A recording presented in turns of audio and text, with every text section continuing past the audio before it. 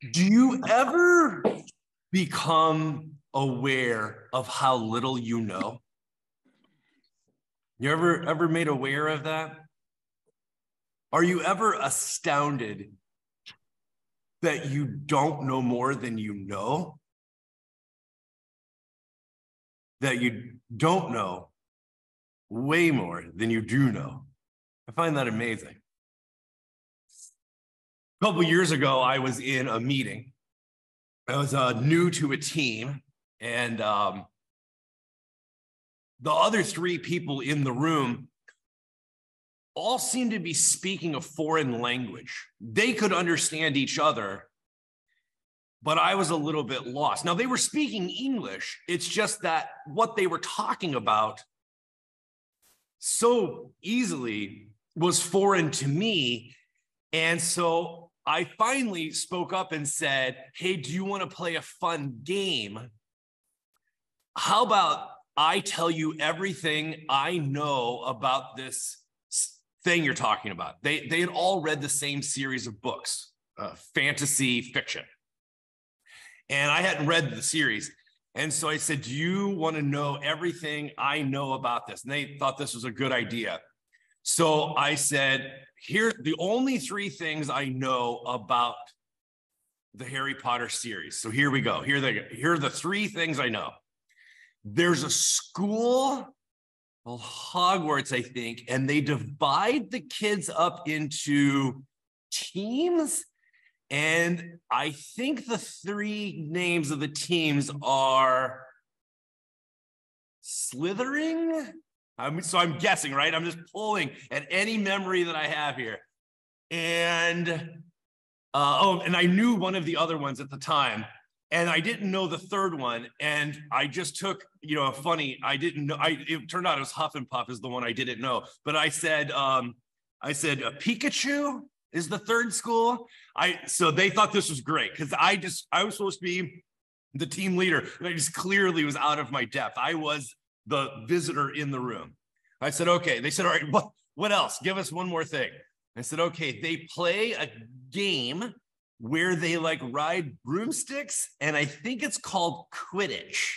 And I said, oh, good. Yeah, okay. And they said, come on, you have to know more than that. And the only other thing I could come up with that I said, I think there's a wizard, maybe a bad guy, and maybe his name is Dumbledore. And I think there was some controversy after the series was ended when the author said some things that people didn't like. And they're like, are you serious? This is all you know about Harry Potter? I said, yeah, I'm doing the best I can. And I have now exhausted my knowledge on the topic.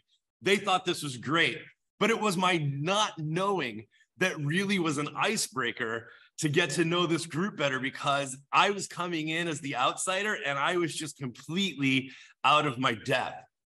It can be good for us to admit what we don't know.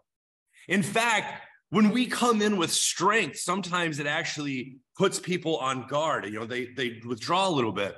But when we admit what we don't know, it can actually create a vulnerability that attracts people to, come to us. It can be really healthy. I'm fascinated with sayings. I'm always talking to you about sayings and how they can migrate over time. My favorite example is obviously pull yourself up by your bootstraps, because that used to be a bad thing. And then somehow 100 years later, it became an assignment, which is ridiculous.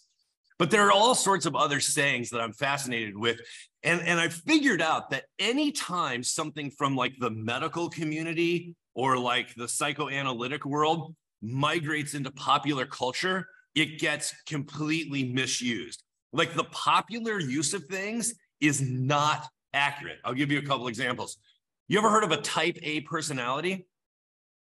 Well, one of the weird things is that study has been thoroughly disproven. It was a bad science from the beginning, but people took to it and it became popular because there was a confirmation bias to say, oh, I know someone like that. But the actual methodology and the study itself has been thoroughly disproven. But no one cares because it sounds feasible. And so people keep referencing a type A personality. There's all sorts of these things. Another one that really gets under my skin is when people say humans only use 10% of their brains. Have you heard this one? So what's weird is it's not entirely true. It turns out that the study says we only use 10% of our brains at a time. Yeah, we use 50 to 80% of our mental capacity. It's just that we only use it 10% at a time. But once something migrates into the popular realm, it doesn't, right? It's not based on anything anymore. It just sort of takes on a life of its own. And so the phrase, we only use 10% of our brain, has become popular, but it's not actually true. I want to come back to that one in a minute. I also love the phrase devil's advocate. I used to, up until 2 years ago, I used to always say to people, you don't want to advocate for the devil. So we had changed it to being an angel's advocate. But then I was doing some research on where the saying comes from, because people say it all the time. It's so popular. It turns out it's from the Catholic Church. And that when somebody is up for sainthood and they're to beatification or a defense of a miracle that they've performed, the Catholic Church actually appoints someone to be a prosecuting attorney. So somebody's going to bring their case and present it in the positive, defend them, but somebody has to prosecute the case. And that person, the nickname is the devil's advocate. I did not know that. And so I think that's fascinating. And so I had now, used the phrase devil's advocate, but with some knowledge of what it's based in. Well, my last example of sayings that change over time is the phrase, the benefit of the doubt. And because in this Lenten season, and today is the first day of Lent, we're doing a series called Faith After Doubt. And we're using a book by Brian McLaren, and we're going to be talking about doubt for the next couple weeks. And I preached a message 2 weeks ago about taking doubt seriously, giving weight to our doubts and the legitimacy of that. And so I want to return to that today by talking about the benefit of the doubt. I think the phrase is really interesting because when somebody says, I'm going to give you the benefit of the doubt, it's always a weird thing like, thanks? I mean, I appreciate it, but what's the doubt, right? So I appreciate the benefit. What's the doubt? And it's an interesting turn of phrase because it means that I'm going to give you, right, the credibility that your story or the point you're making or your perspective is legitimate until proven otherwise. So that's a weird thing, the benefit of the doubt. So I've been thinking about, as we get ready for this series, what is the benefit of doubt? So I'm going to go back to that we only use 10% of our brain thing. Now that we know it's not true, I've been thinking about how faith and doubt work together. And I've started thinking that it's like that 10% of the brain thing. It's a bit of a misnomer. In fact, if you've ever heard of Doubting Thomas, this nickname that we give the Apostle Thomas, there's a couple of interesting things about that story.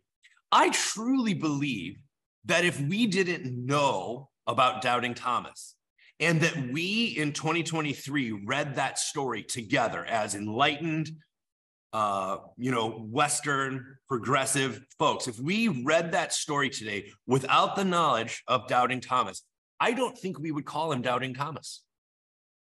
I think we would come up with something else like about an evidence-based faith, right? Because he had the benefit of the doubt. And he just wanted to touch, right? A tactile engagement. And I don't think that's a bad thing. In fact, some of the other apostles who didn't speak up at all, they didn't have nearly the faith that Thomas had. We know from church history that Thomas went on to take the gospel as far east as India. And to this day, there is a Thomas branch of the church in India. That's amazing. But there are other apostles that we never hear from again, right? So he had a faith. It's just an evidence-based faith. And he gets this negative nickname of Doubting Thomas. I wish that nickname didn't exist, because I will take 100 doubting Thomases, right? People with an evidence-based, interactive, tactile response to faith, who then go and live it out and transform culture and society. I'll take 100 doubting Thomases. I think there is a benefit of the doubt. So what I want to propose today is a 3-tiered plan, okay? As we enter into this season of the benefit of faith after doubt, this engagement for our Lenten journey, I want to offer you sort of 3 landing pads, 3 tiers. The first is, some of you may not be that comfortable with doubt. In fact, you may have been sold from Sunday school as a kid all the way up till now, or however long, that actually doubt's a bad thing and you don't want it, right? Don't doubt. So I just want to give you permission, pastoral permission, that even if you don't want to make doubt a regular part of your program, just for this season, as an exceptional permission, do it just to make your faith stronger. Okay? Even if you're not comfortable, I just give you permission to enter into the conversations that we're going to have in the hopes of making your faith stronger, like resistance training. Second tier is, to live with doubt as a part of faith would actually make your faith more accurately reflect the reality we live in. Like, when we are afraid of our doubts, we actually create a form of like a fiction. And I have to be honest, I'm not interested in faith as fiction, right? I would rather have a smaller, less impressive version of faith, but one that more accurately reflected what I'm dealing with. I have no need to be like victorious and triumphant and overcoming and all the time, right? I'll take a smaller, less impressive version of faith if it's more accurate. So that's sort of my second tier. My third tier is this.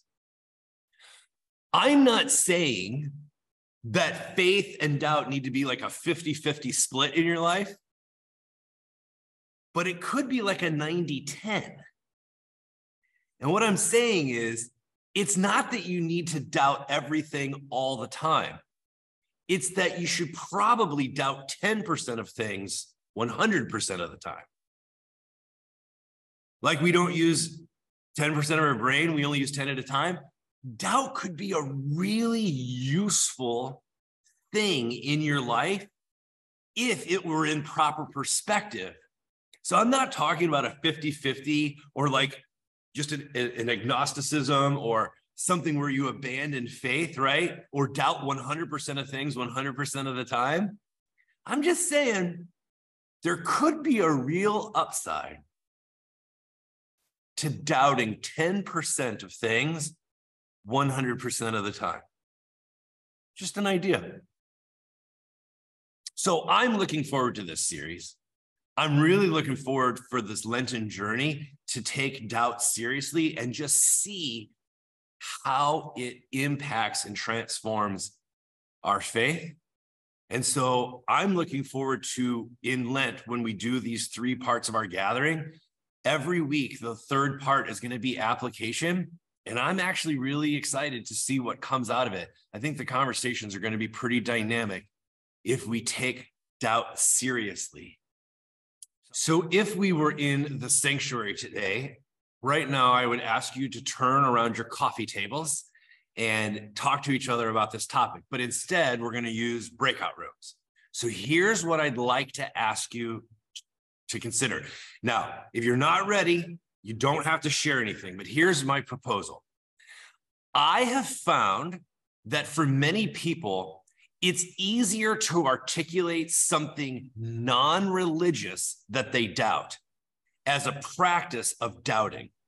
Because sometimes when you doubt things about your faith, it can feel a little tricky at first. So I want to ask you to think about something non-religious that you doubt. Okay? So that can be about our economy, education system, medical system, politics, right? Our climate, your family, your job. It can be about anything non-religious. But I want to practice doubting. I want to grow comfortable doubting. And I find that it's easier as an icebreaker to doubt something that's not related to your religious practice. So I'm going to send you to your breakout rooms. Think about it. You don't have to share, but please make sure that everyone who wants to gets a chance to. What's something you doubt? Let's practice doubting together. I'll see you in a couple minutes.